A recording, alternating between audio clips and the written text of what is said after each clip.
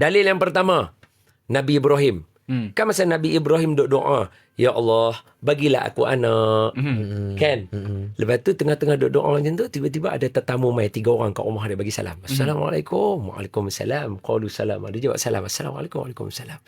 Lepas tu 3 orang tu kata, kami ni mai nak ziarah Nabi Ibrahim ni, dia seorang manusia yang sangat baik dan pemurah. Tetamu 3 orang mai je, dia kata tunggu, bi'ajlin hanith. Dia pergi ambil anak daging lembu, anak lembu. Dia sembelih anak lembu, dia masak buat panggang. Dengan nasi, dengan kira kata kita guna istilah, dengan nasi gandum apa semua dia buat bagi sedap. Hidang kat meja. Tengok-tengok 3 orang tu pegang pun tak makanan dia. Dia terkejut, terus dia tanya, hampa mai rumah aku ada niat jahat ke? Dia kata kat depan lagu tu. Dia kata, kami ni nabi, kami ni malaikat. Allah utuskan kami untuk pergi kepada Nabi Lut. Kami singgah mai kat kamu dulu. Nak abang kamu akan dapat anak nama Ishak.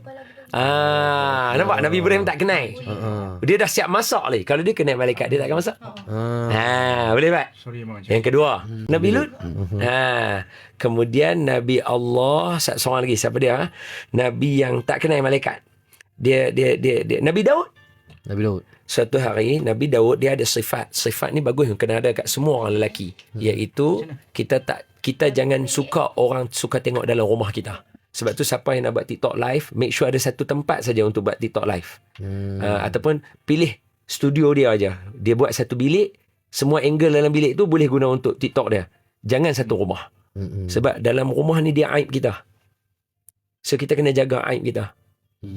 Saya boleh membawa kepada sedikit marah dan bergaduh dengan isteri kalau tingkap tak tutup. Saya tak boleh. Saya tak suka benda tu. Tak mau orang tengok dalam rumah kita sebab tu aib kita. Nabi Daud ada perangai macam tu. Tiba-tiba ada satu orang dalam rumah dia. Dah lah dia jenis jaga orang tak mau tengok rumah. Satu hari ada orang dalam rumah dia yang dia tak kenal. Dia kata, siapa yang masuk dalam rumah aku? Marah. Kawan tu kata, Daud, aku malaikat maut. Nampak? Dan malaikat maut, Nabi Daud kata, malaikat maut, hang mai buat apa? Dah aku mai ziarah saja nak tengok hang. Nabi Daud kata, malaikat maut, aku nak pesan satu ya. Jangan mai cabut nyawa aku, terkejut tau. Bagi aku tanda tau. Jangan tiba-tiba cabut nyawa aku. Terkejut kau lagu tu. Malaikat maut kata, okey, tak ada masalah. Selang lama-lama dia mai ziarah. Satu hari, Daud, jom cabut nyawa.